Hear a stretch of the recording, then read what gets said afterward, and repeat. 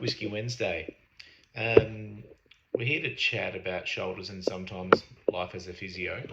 I guess tonight I really wanted to probably talk more than just about shoulder stuff and shoulder testing that we covered in our coaching call, but wanted to chat a bit more about the reasoning kind of process about what we do and why we do it.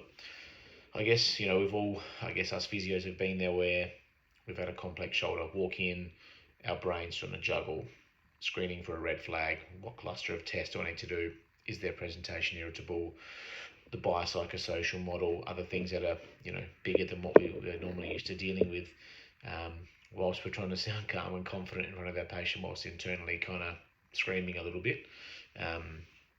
That sort of mental sort of overload, I guess, in a complex situation. But that's what I'm trying to what I started to chat about last week, and what I'm trying to fix. So over the past probably 3 to 6 to even 12 months, I've been trying to build on my Simple Shoulders app with this sort of GPT kind of model to help be your clinical reasoning sort of co-pilot. So it's not gonna replace you. It's going to help structure that sort of chaos in your head, helping you sort of review, be reflective, guide you when you need to guide you, to help you kind of work out what else do I need to test, what I need to reflect on, what I need to learn, and how can I plan better for my patients. So it's, I guess, chatting to a lot of the new grads I know, past students, it's the kind of the support they wish they had as a new grad.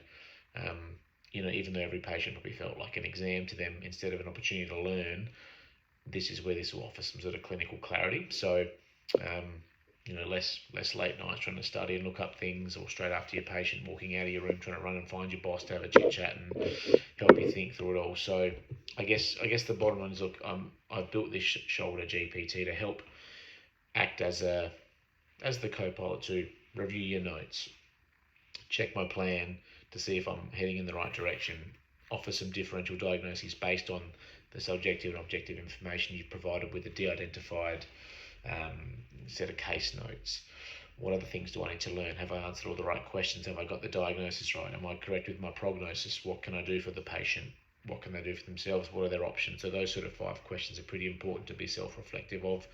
How can I explain this to a patient? What does the evidence show? Where do I need to butt heads and challenge a yellow flag if it comes up? So if you're curious to see what that looks like, what I've created, sort of be around this sort of community, we've got the clinician kind of mode of the GPT as well as the educator kind of mode from my clinical educator background. So this is built for physio, for physios, physio students, new graduates, undergraduates, just something I would love to start to share with you. So I'm going to share a few links over the next few days once I've tidied up a few more things. We'll probably run a bit of a webinar, open it up to the public and see what people think. I'm keen to get some feedback, see if people think it's useful. Obviously it's my area I specialise in, but I want to add a bit more to our profession and help that way. So if I can get this right, then the next plan is other areas of the body. So happy Whisky Wednesday, guys.